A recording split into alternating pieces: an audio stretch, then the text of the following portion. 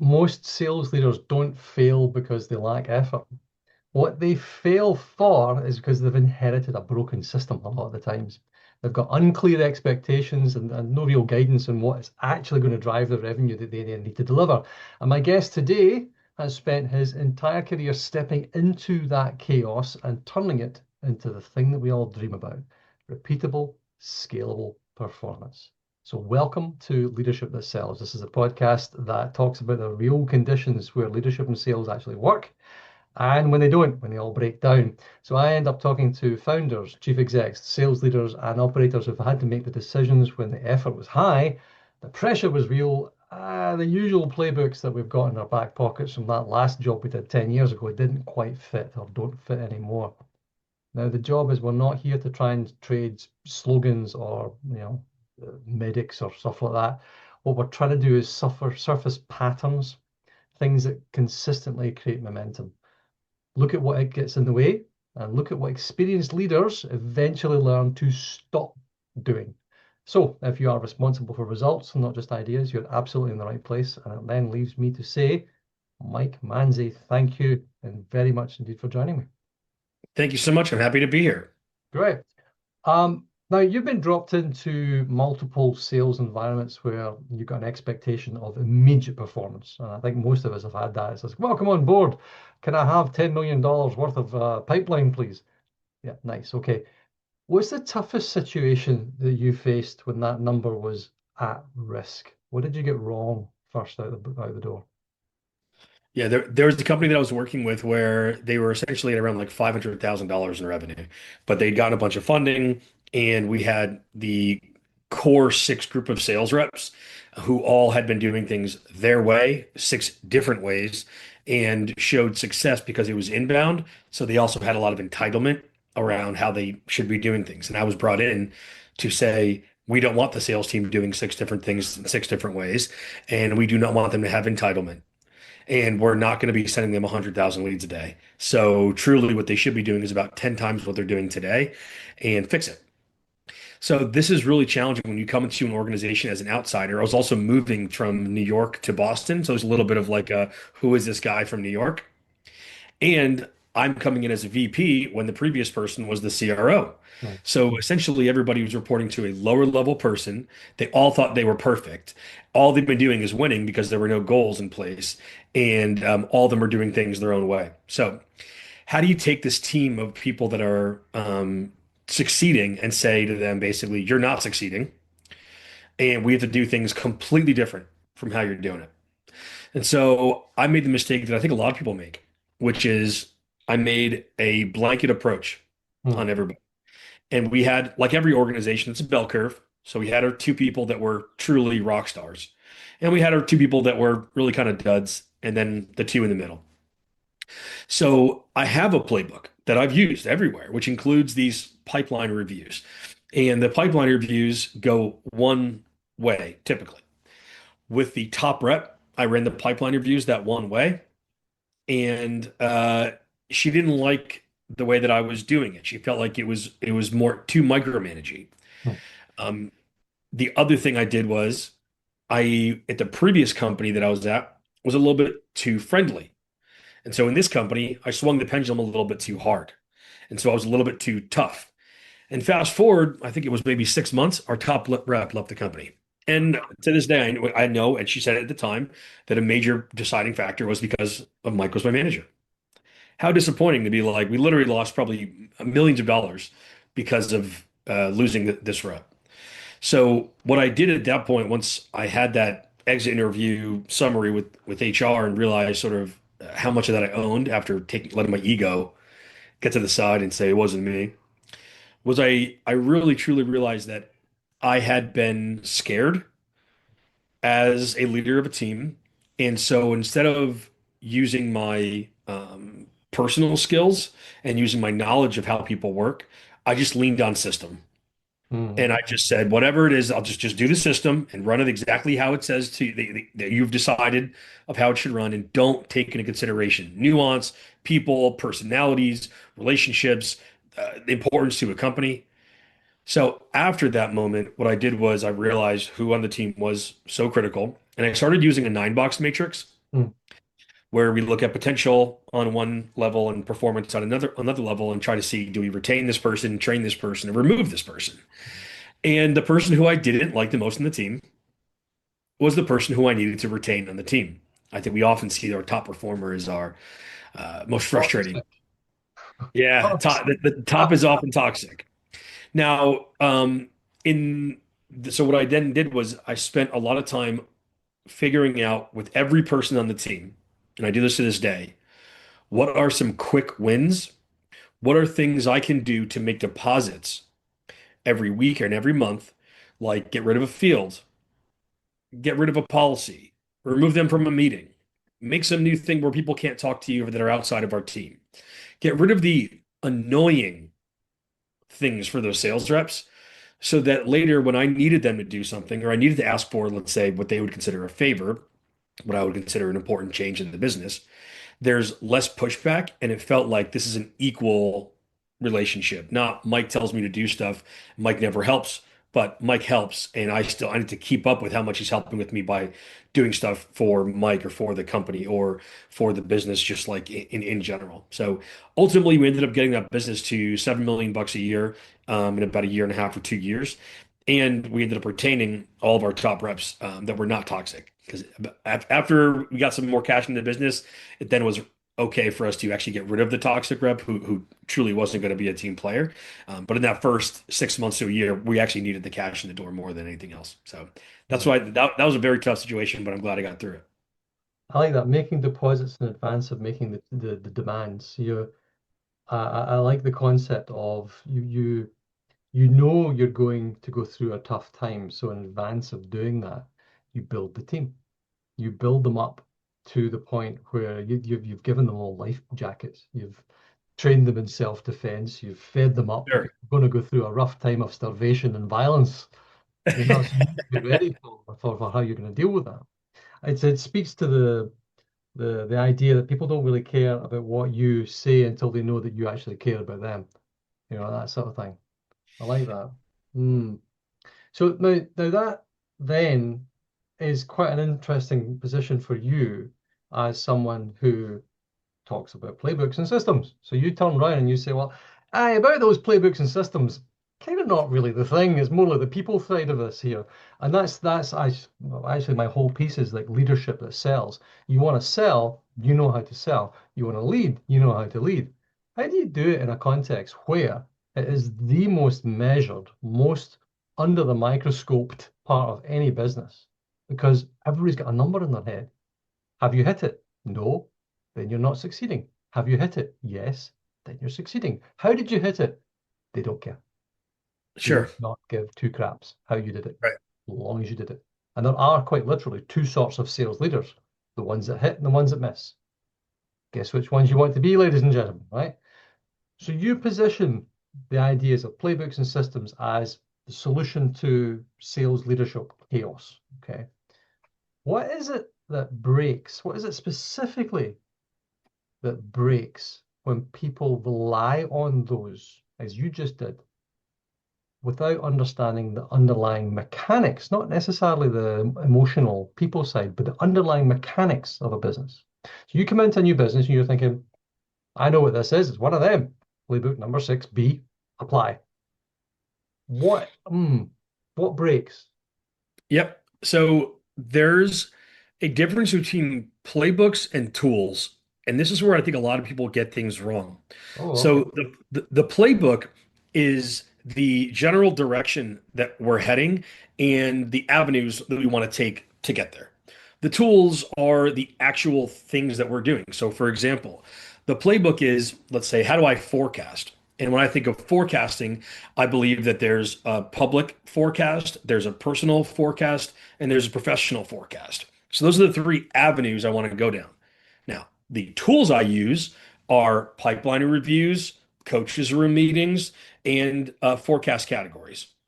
Now, if I go to every organization and I say I have to use this pipeline review, I have to use this forecast category, I have to use this coaches room, it's not going to work. If I think of those tools as a playbook, I'm going to try to insert yesterday's stuff into today's situation. This house's design into this house's world. It Mm. doesn't work. But when you can zoom out and go, hey, what I'm recognizing here is that when it comes to, in this example, forecasting, I realize that there are some pressures that make you have a different public forecast than more of a private or personal forecast. There's a private forecast that you can give by understanding each of your deals. And there's a bit of a pressure that make forces with forecast category that forces you to decide is this deal going to come in or not going to come in. And it's really all of those things that paint this picture. But at a different company, I maybe wouldn't use coach's room. I maybe wouldn't use pipeline review. I maybe wouldn't use forecast category, but I would use a different form of a public, a private, or public, a personal, in a private forecast, and I would just use different tools to do that. So I think what people get stuck is they use the tools as their playbook as opposed to the high level understanding of a playbook. When you first start out, what you're doing is you're stealing tools. I always call people duct tape sales managers. You are duct taping tools from your last boss, your previous boss from 3 years ago, the LinkedIn message that you saw that made you feel insecure, the thing that your boss told you to do because they just listened to some podcast and they said you got to do this. And you're duct taping all of this together, but never actually creating a system because like when you're 8 and you're learning to play a sport, you know, I swing, I run, I throw, but you don't know why you're doing any of those items. As you get more tenured and you start to see why things work and you can see the patterns, that's when you realize, oh, it's not the throwing that does it. It's not the pipeline review that does it. It's the inspection of these certain questions in a private setting. So that could be done in a variety of ways. It's the public pressure, which could be a leaderboard, could be an email, it doesn't have to be a meeting. It's then that you can actually have a playbook versus tools. And that's when things break and when you don't do that. I like that playbook versus tool. It speaks to, I think, um, it's almost like how you can structure or talk about how you lead in general. I like talking about curling. It's the only sport that Scotland is any good at in the Winter Olympics. Curling is where they throw the stones across the ice, Sure. right? So I like to think that um, the job, your leadership job, is you do all the training, you do all the positioning, but the performance piece, because sales is a performance profession, right? The Totally. performance piece is where you are the wee guy with the brush and you're running ahead of them. You might call it a quarterback in the US. I'm sorry, I don't know the Sure. parlance, but you're Sure. ahead of the curling stone and you're sweeping everything out of the way. But what you've done is you've set the guidelines. This is the direction we're going in.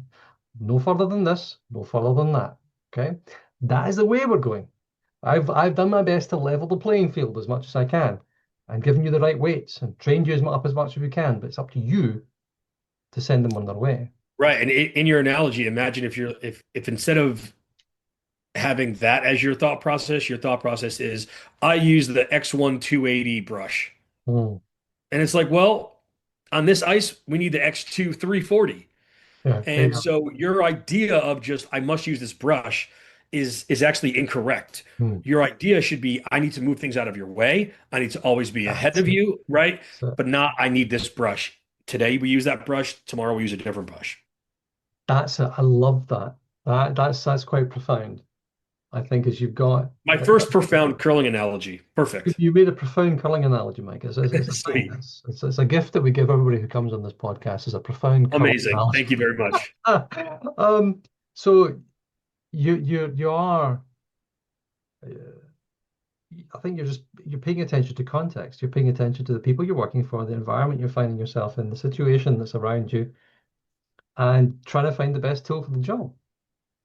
That's Best it. tool for the job. So if I could give someone advice as it relates to creating playbooks, Yeah. what we want to do, and obviously with people in my program, we've got a playbook for all of these different things.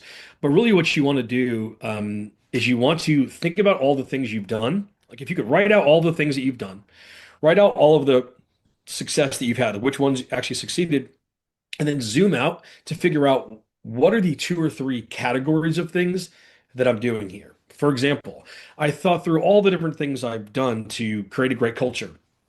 a high performance culture on a team. And then I could look at that and say, you know what this really is? This really is, I've shown people that I care. I've shown people it's about numbers, and I've shown people that I'm going to help them. Those three things are my buckets. Now, I can do those in 10,000 different ways in 10,000 different companies, but I know that if I were to grade myself, I want to look at those three categories to know if I'm doing well. And if I'm interviewing for a job, I want to be able to say I have these categories, I have this playbook that I want to follow. It also helps me when I'm in a job to dig to the bottom of the barrel as opposed to think, hey, how do I become better as a sales manager? I can look at those three categories and go, how can I be better as it relates to showing them I care, showing them I can help them. So that high level view categories of what you've done is what's going to help you craft a playbook so that you can more easily insert your tools and become more effective. Okay. So you're looking at the category or the effective moment of leverage that you've got rather than the activity that you're trying to perform here. And I Well think said. that splits out what I would say is the signal from the noise. Because if you think most most execs, most investors, whatever, they don't really care what you do, right? It's like they don't really care as long as you hit the number. Good for you. Well done. How did you do it? La la la la la. Not listening. Don't care. All right, don't care. But in order to do that, you have to then make those high leverage decisions. So you've had a number of different roles here. So you've been what, time doctor, you were workable, you had these interesting companies. What were the highest leverage decisions that actually moved the needle? I'm going to tell you a decision that I made that I have now used this microcosm, if that's what it's called, Mm, to take to every company to find this high leverage decision. Let me say that again. Let me let me tell you the decision I made in this company and how I'm now using that decision as a formula to succeed in every company that I've been at thereafter and why I've been able to be a fractional VP, 100 plus times now. What I did was I looked at every variable possible that I thought could have an impact on win rate and deal size. So we looked at how big the deal ended up being, who brought the deal to us, how big the company was, how much revenue the company did, how many people started doing a trial, how many people in the trial continued going on with the trial, so on and so forth, how many dials we made, everything. And I cross-referenced those variables against each other to say, well, what was our win rate when it was a small company and our deal size was under X, a big company and our deal size was under X, right? So I cross-referenced all these things, pulled 100 pivot tables to see three pieces of information. How many leads did we get or generate? How many customers did we close? And how many dollars did we close those customers for? When I do that, I now know the win rate and the deal size of every variation. Now, there's one more step I need to take here that is, I guarantee, things that nobody in your audience is doing today because I made it up, but you guys probably have some version of this, which is I created a 100 score. A 100 score is 100 times your win rate times your deal size. And I did this because if I look at what is our win rate and deal size for big customers? And, or sorry, how much revenue do we get from big customers? $1 million. How much revenue do we get from small customers? $100,000. Big customers wins. But what if I told you that we got 10,000 leads for big customers and we got 100 leads for little customers? Then suddenly you realize, well, wait a second. How did we only make $1 million from 10,000 leads and we made $100,000 from 100 leads? I actually think that there might be an issue here. Maybe the small leads are better. We just didn't happen to get as many of them. That we put together, we had 100 leads. 100 leads times win rate times deal size spits out how much money would we have made had we had 100 leads in this category. So once you see that, you can stack rank which ones are the best and which ones are the worst. And so with this one company in particular, what we found when we did this was if we got 10 people into a trial in the first week, our win rate was over 87%. It was like 88% was our win rate. And all the other ones were variations of 30, 40, 50%. We didn't have this visibility at first because we just thought, oh, we have like I think it was like a 37% win rate. So at that moment, I was like, okay, everything we do is around 10 people getting in the trial. That's all we're doing. We put it on the website. We gave SDRs a coupon code. If you can get them to use your coupon code, if they sign up within a week and get 7 people in the trial, they get 10% off. We reversed the demo. So instead of us doing the demo and sharing our screen, we had the customer share the demo on their screen, and we drew on their screen by doing things like, hey, click here and actually add your first person. We after the first call, instead of having like, hey, we'll follow up in 3 days, we had a 1 week check-in, a 10-day check-in, and a 2 week check-in. And 1 week check-in was just like, hey, you don't have everybody in there yet. 10-day check-in was, hey, we still need to get a couple more people in there. And the 2 week check-in was, holy cow, did you see what you just, uncovered? And our win rate went from something like 30 something percent to 67 or 68% Nice. in a matter of 30 days.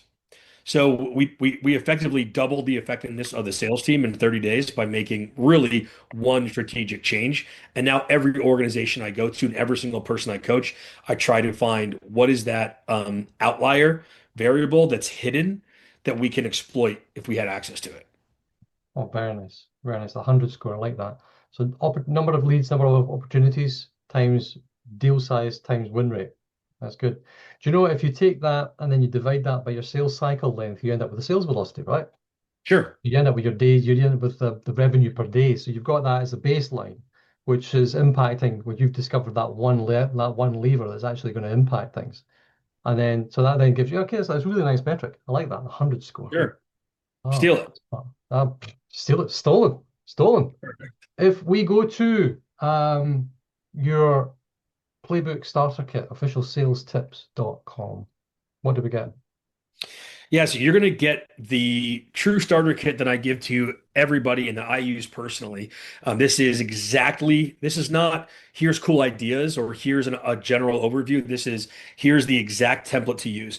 So the most important one you're going to get is the scorecard. Right now, most people use as a dashboard, and the dashboard shows you where you are. Maybe you're fancy and have a gas gauge here or there. Half the time it's out of date. Half the time it doesn't show you everything you need. And you have four dashboards, and this one called final, final, final, actual one, this one for real. So what this does is it just says Um, it puts in your goal, you put in your actuals, it spits out your percent to quota.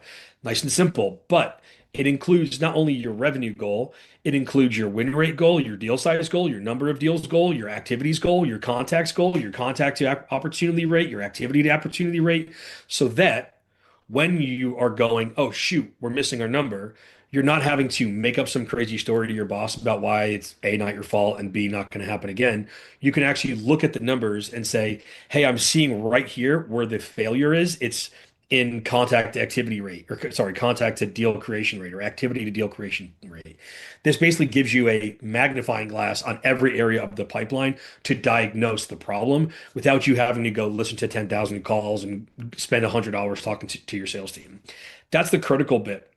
The other bit that you get is the managing, and the third bit is the people. So on the managing of people, if you run your one-on-ones right, which I know makes everybody's eye roll, but I have a whole system for one-on-ones, and I have probably all my. I usually get about $5 million, $5 million, 5 million views a month, and most of them end up talking about my one-on-ones. You want to get this correct, and there's the framework for running it, the template to actually put the information in that you do need to put in. None of it's that hard. It's all normal stuff. But this is what getting the one-on-one right is what creates consistency and reinforces the culture so that people actually work hard for you all the time versus sometime. And the third thing is the people. We all know this. Like a lot of times you go, we had a great month or a great year. Why? You say because of all your training and all of your great stuff that you did, but you're like, it was Timmy. Timmy carried the team. So what we have here is we want to make sure we have the best people. So I give you my exact hiring scorecard, which gives you a weighting on every question you should be asking. So you can see a score for every single person. It gives you the exercise you have to give them to actually test that. Are they good at their job or are they just charismatic? And it gives you all the comp plan that you want to provide these people with accelerators and everything else to make sure that they're motivated. So truly, how do I bring a team in? How do I manage them once they're in? And how do I track all the numbers is all included in this. And it's $9. That way you guys can get started, see results, and start to see how good you can run a sales team when you run it through the primary heartbeat of a playbook. I think you've got a website title there. I mean, I like the one you've got. Now that's pretty good. You know, it's official sales tips. But I think the $9 playbook, that's snazzy. You know, so you can have that for free. I'll take that. Stolen. Last question for you, because we need to wrap this up. Sure. How do you know when a sales problem is in fact your problem, a leadership problem, rather than a systems problem? Well, so the first thing I like to do when I'm coming to an org is I want to fix the systems and see what things actually can be resolved from a will or skill perspective. So, of course, anytime you go into an organization, the first problem that we have is it's stupid that we have these meetings. It's stupid that we have to fill out the CRM this way. It's stupid that the CS team requires us to do these things. And the sales team tells you these are all problems. If only these things were fixed, then I can run to the moon. Now, what I love about getting this information is these are my quick wins. So in Yeah. the first 90 days, I am just driving through quick wins for the team. I'm talking to CS, I'm canceling meetings, I'm changing systems. Now for the sales team, this is just to let them know I got your back. So they want to work hard for me. But the other thing is all this stuff is out of your way now. So there are no more excuses. So once I've gotten rid of the system problem for the most part, that's when I know that we can move to in the other direction. And it's truly going to be my fault if it's a systems issue. The next thing I do is I watch that 100 score, like I mentioned, over time. If the number of leads is down, my revenue will go down. So is that my fault or is it marketing's fault? This is where you yell at marketing. If let's say you're a chief sales officer, chief revenue officer, if revenue goes down, but it's not the sales team, it's CS's churn, is that your fault? Well, no, that's kind of CS.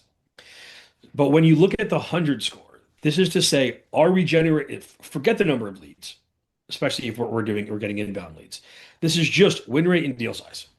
And if the win rate and deal size is going up, and a 100 score, therefore, is going up, I know the effectiveness of the team is going up, regardless of systems or anything else. So I'm scouring that, or I'm staring at that number to know, is this a will issue, meaning the number is going up, the 100 score is going up, but we're not getting more revenue, so we're not getting enough stuff through the pipeline, or is it a skill issue? Even though we might be getting more leads or getting more efficient from a systems perspective, we're not seeing the win rate and deal size go up. So that's how I identify if it's pretty much let's call it my fault or not my fault. Though at the end of the day, of course, everything is your fault. You need to either create more relationships across the org to solve other departments, There or within your department to help them do better.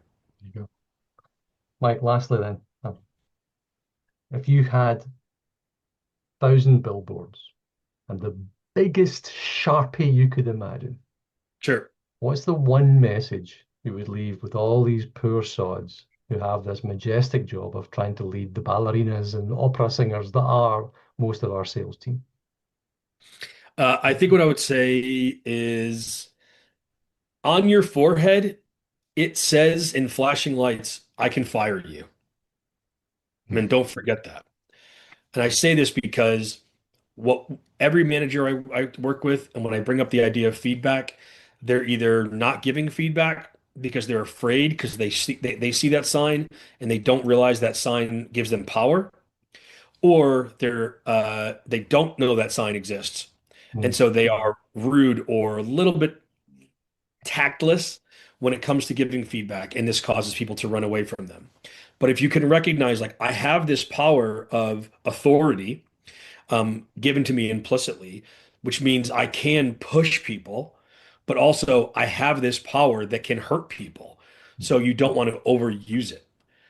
That will allow you to be a really good manager. So yeah, a big picture of someone that says I can fire you on my forehead, so that you treat people appropriately, both respecting their future performance and helping them be the best version, and also respecting who they are as human beings and not overusing your power. Yeah. With great power comes great responsibility. Indeed. And indeed, Mike Manzi, thank you very much indeed for joining Thank us. you, Paul.